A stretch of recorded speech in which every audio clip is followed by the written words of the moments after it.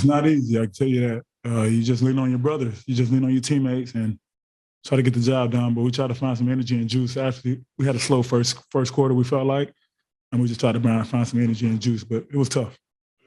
Like, that second quarter, you had 13 in the second. What was working for you in that quarter? I had just been aggressive. Coach had moved me to the 3, so I just felt like I should be aggressive, a little more aggressive than normal and trying to make plays. I think Chris and Book was on the bench at the time. I just wanted to be aggressive and try to make some plays. That's all I was thinking about.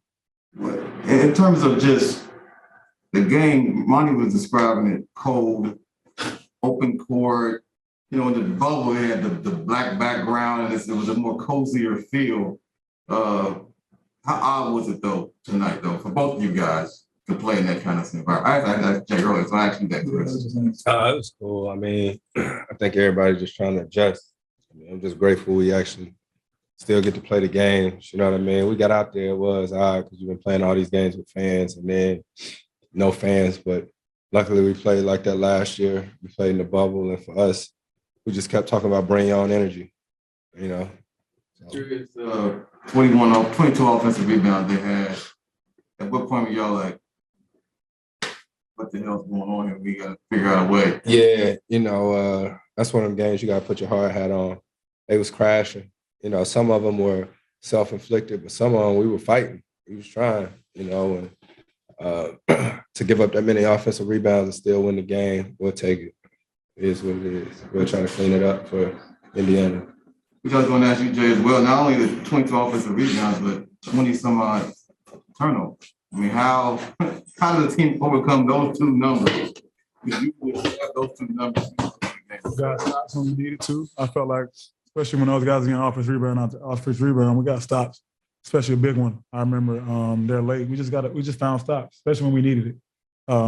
I just think that's what it came down to: winning on the defensive end, letting the offense take care of itself, but honing down on the defensive stops when we needed to. And looked like you had issues with the blow up doll. No, I wouldn't have blow up when it was the other live one. Yes, we hashed it out. We on. Also, when the blow up thing was up, man.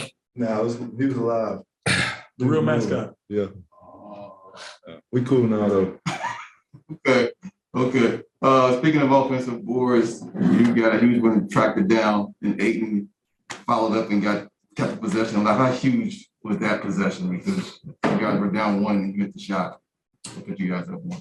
I mean, it was a fight all night. I mean, we're trying to keep them off the offensive glass, and you know, it would just make it more physical than the game was. You know, I think they beat us up a little bit, but down the stretch, you know, we picked it up and did what we had to do. Chris, Coach was talking about defensively, how you guys to give those kind of numbers and hold them to that limited point. Talked about the defense. It seemed like you had a couple of skills where you just said, "Give me the ball."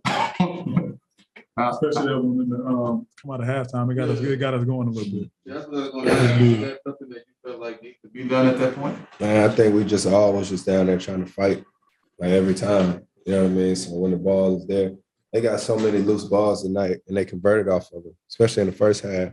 He had guarded Pascal really good. Then they missed, tipped it back, layup. OG, I think, hit a 3 after plays like that. So we just wanted to try to be aggressive in the second half. Everyone asked about DeAndre. He only had 1 rebound in the first half, and then had, I think, 8 or 9 in the second. What maybe what flipped for him or to get him going on that end? I mean, as a team, we just communicate. You know, we let him know at halftime, and that was said.